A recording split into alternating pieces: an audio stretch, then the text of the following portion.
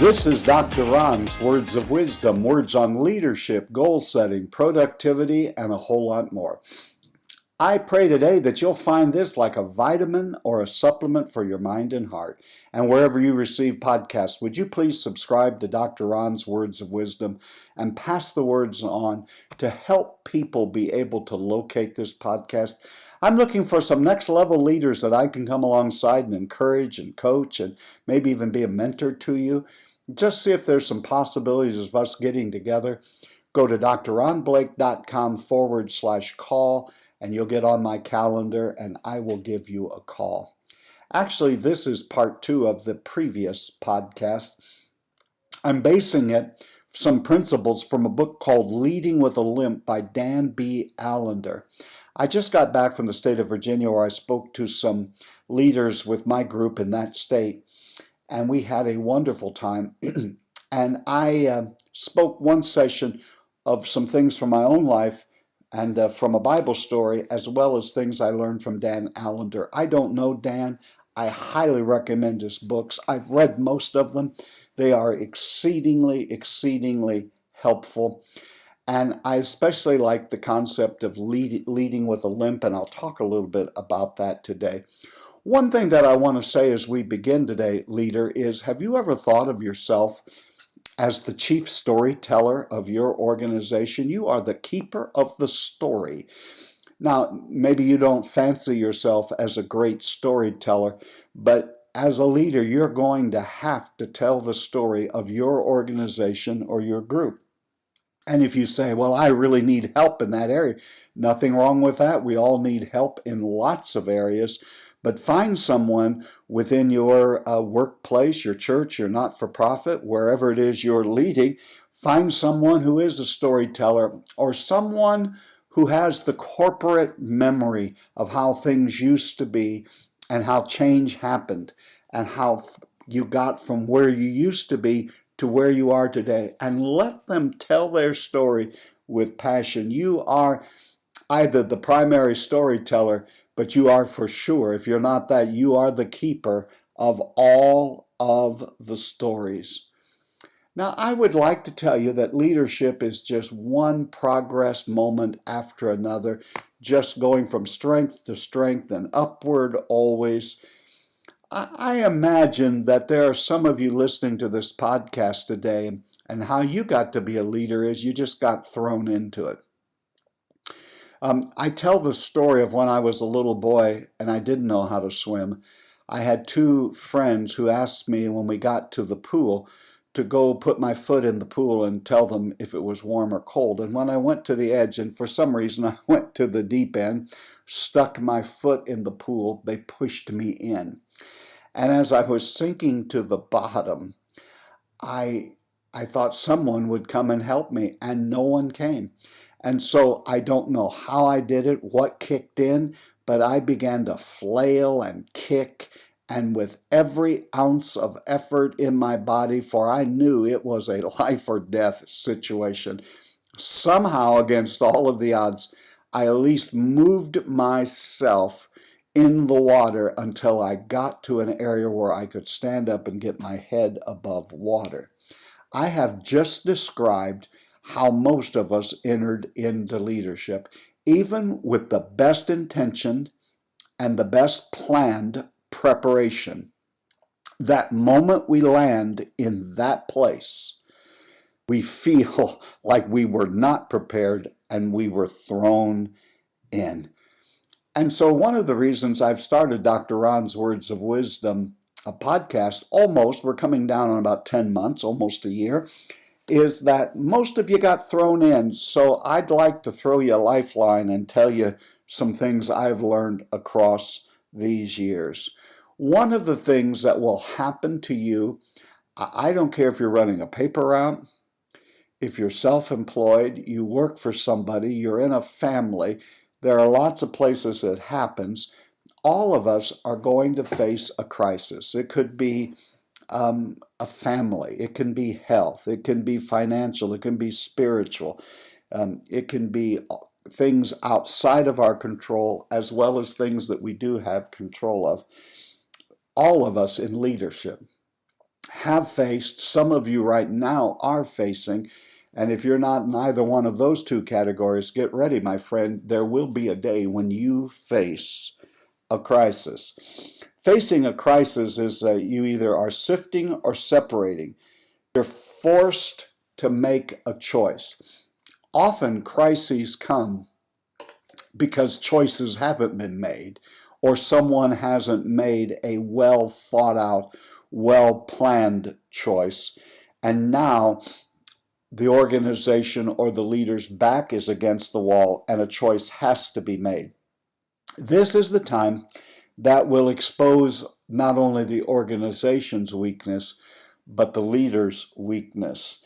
Um, I just want you to know, I don't care how gifted any of us all are, we all have weak spots. We all have blind spots.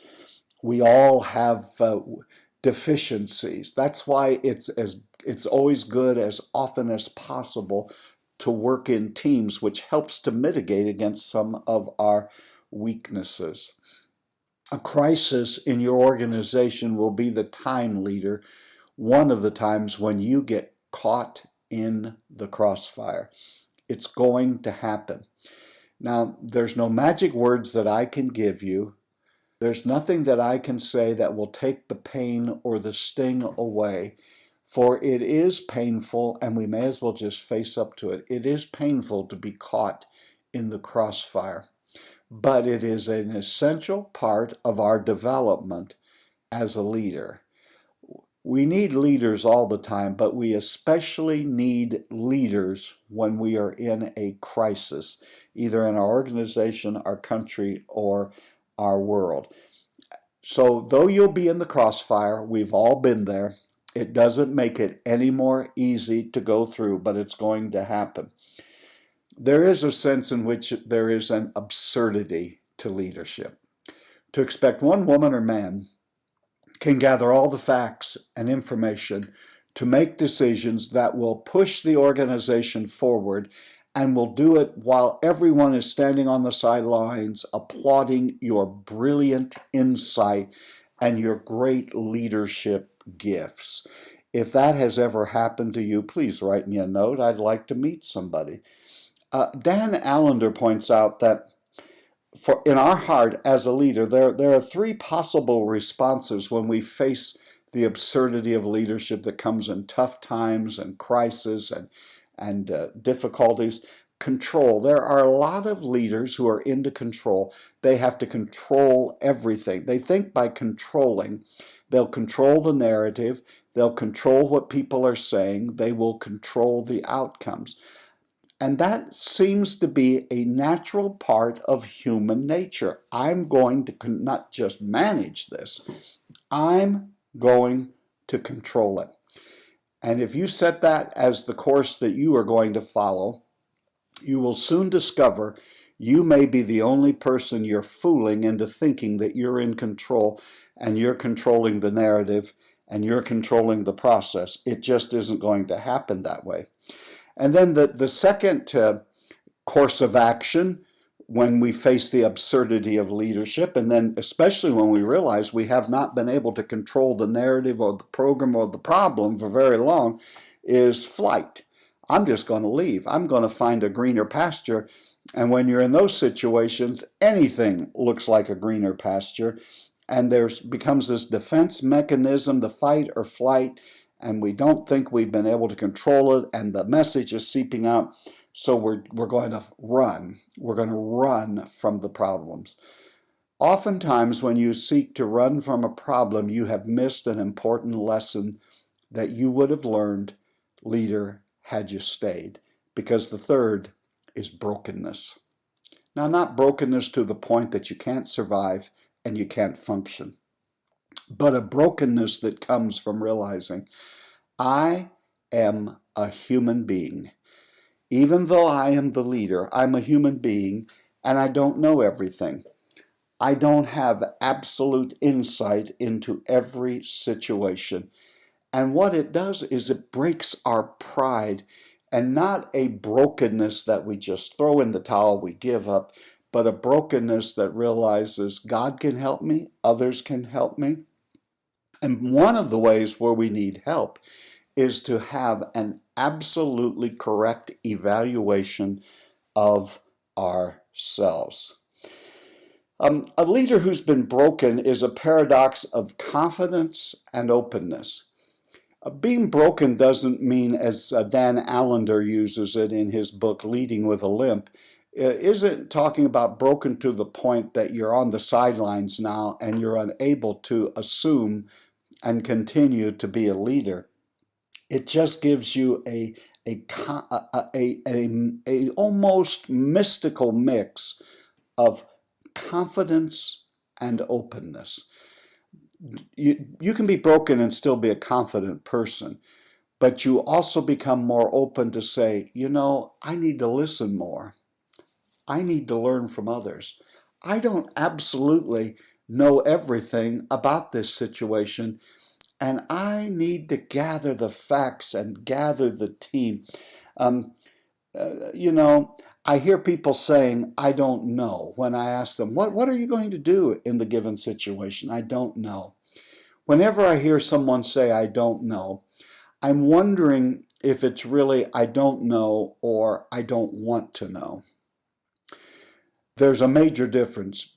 Saying I don't know means I don't have all of the facts. It may even mean I'm a little bit fearful. I don't want to know is saying I don't have the courage to make a decision. I know what needs to be done. I know the step that needs to take place. I just don't have the courage to implement it or to see that it happens. Every leader you will ever see, every leader you will ever meet, and everyone in any leadership capacity listening to the sound of my voice, all of us have been broken. All of us have had things go awry. We have experienced the loneliness of being left to work it out on our own. What are your wounds today? Are you broken over some great pet project that just sort of collapsed under its own weight? Or are you broken because of some plan or dream that you had that you feel has been sabotaged by others?